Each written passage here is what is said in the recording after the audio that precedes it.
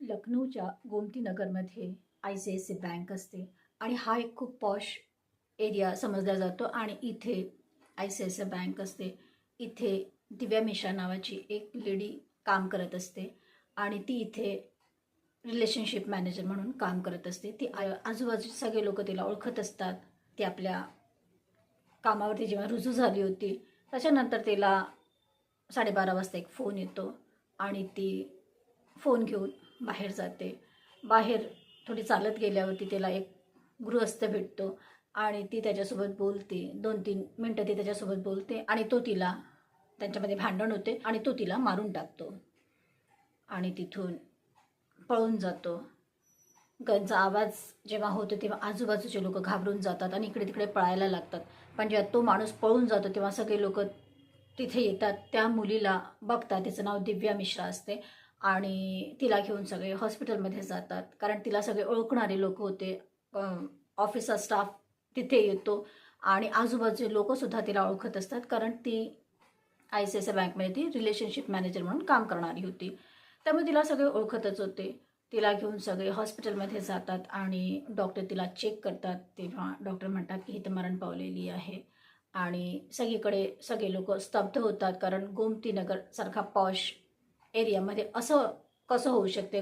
Gun घेऊन लोक कसे काय फिरू शकतात असं सगळ्यांना वाटते आणि सगळ्यांना खूप काळजी वाटते. नमस्कार, मी सुजाता, सोशल वर्कर सुजाता ह्या यूट्यूब चॅनलवरती तुमचं मनापासून स्वागत करते. समाजामध्ये अनेक आपराधिक घटना घडत असतात. त्यामुळे मन खूप दुःखी होते, कष्टी होते, घाबरून जाते. पण कुठल्याही गोष्टीला घाबरायचं नसते, त्याला समोर जायचं असते, त्याला फेस करायचं असते. कारण रडायचं नसते, लढायचं असते. जनजागृती हा या कार्यक्रमाचा उद्देश आहे. आजची सत्य घटना जी आहे ती उत्तर प्रदेशच्या गोमतीनगर या ठिकाणची आहे आणि हे ठिकाण सगळ्यात पॉश समजल्या जाते आणि इथे ICICI बँक असते. या बँकमध्ये दिव्या मिश्रा नावाची एक मुलगी काम करत असते. तिथे ती रिलेशनशिप मॅनेजर म्हणून कार्य करत असते. तिची हत्या झालेली असते.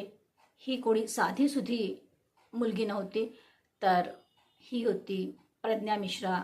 ही जी फेमस यूट्यूबर आहे, जी फेमस पत्रकार आहे, तिची ही बहीण आहे. तिची ही मोठी बहीण आहे आणि तिला सगळं माहिती आहे असं सगळे म्हणत होते.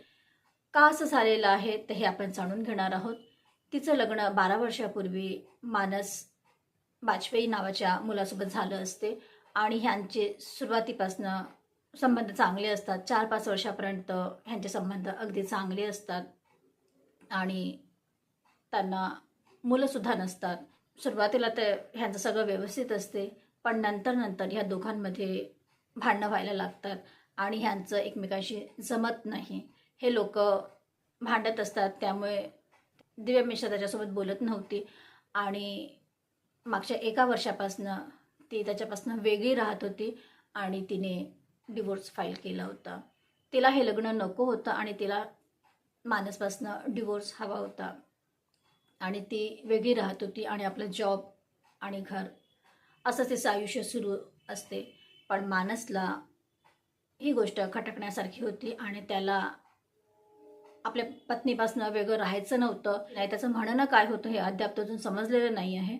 पण त्याने तिला फोन केला आणि तिला बोलावलं बाहेर भेटायला आणि त्याने तिला मारून टाकलेलं. तो घरी गेला. बाजूला मानसच्या घराच्या बाजूला एक त्याचा शेजारी राहत होता. त्याने मोबाईल हातामध्ये घेतला आणि त्याने स्टेटस पाहायला व्हॉट्सॲप ओपन केला. तिथे त्याने मानसचं स्टेटस पाहिलं तेव्हा त्याने तिथे असं लिहिलं होतं की मी माझ्या पत्नीची हत्या करून आलेलो आहे. आता मला माझी आणि माझ्या बहिणीची हत्या करायची आहे. आणि असं जेव्हा तो पाहतो तेव्हा तो आपल्या पत्नीला दाखवतो की बघ मानसने हे काय लिहिलं. आणि तो धावत धावत मानसच्या घरी पोहोचतो. तिथे मोठ्याने TV लागलेला होता. त्याच्यामध्ये हनुमान चालीसा सुरू होता. आतून दार बंद होतं आणि आतून टीव्हीचा आवाज येत होता. तो खूप नॉक करतो पण आतून जेव्हा काहीच आवाज येत नाही तेव्हा आजूबाजूचे सगळे लोक गोळा होतात आणि त्या दाराला ते लोक तोडतात.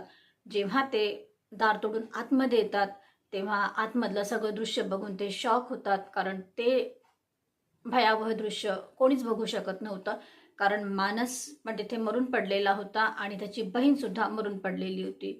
सगळीकडे घरी रक्तच रक्त पडलेलं होतं आणि मानसची बहीण ही 28 वर्षाची होती आणि ती मतिमंद होती. तिचं लग्न झालं नव्हतं कारण ती मेंटली डिस्टर्ब होती आणि मानस हा 35 वर्षाचा होता आणि आणि तो स्टेट बँकमध्ये ऑफिसर होता. त्याचं लग्न दिव्या मिश्रासोबत झालं होतं. त्यांचं सगळं व्यवस्थित सुरू होतं. त्याला आई बाबा जे होते ते सुद्धा आधीच मरण पावलेले होते.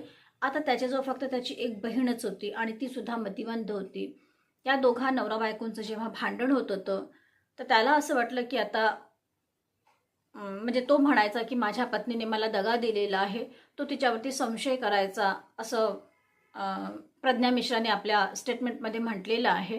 जेव्हा तिला इतर पत्रकारांनी जेव्हा विचारलं तेव्हा ती म्हणाली की तो संशयी होता आणि तो माझ्या बहिणीला खूप छळायचा, तो खूप तिला त्रास द्यायचा, असं प्रज्ञा मिश्राचं म्हणणं होतं.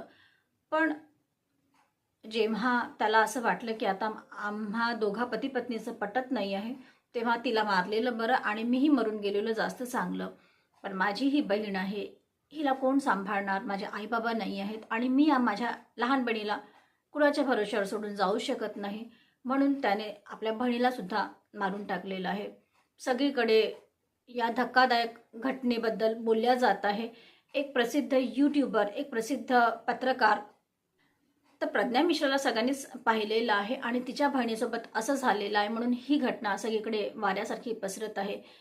पोलीस इन्व्हेस्टिगेशन सुरू आहे आणि केस डिवोर्ससाठी दिव्या मिश्राने फाईल केलेलीच होती. आता यामागे नेमकं काय आहे हे जाणून घ्यायचं आहे आणि ही अशी धक्कादायक घटना घडलेली आहे. याबद्दल तुम्हाला काय वाटते? कमेंट्स करून नक्की कळवा. तुम्ही पाहताय social worker Sujata, real crime stories, ज्यामध्ये सत्य आहे पण त्यावरती विश्वास ठेवणं कठीण आहे.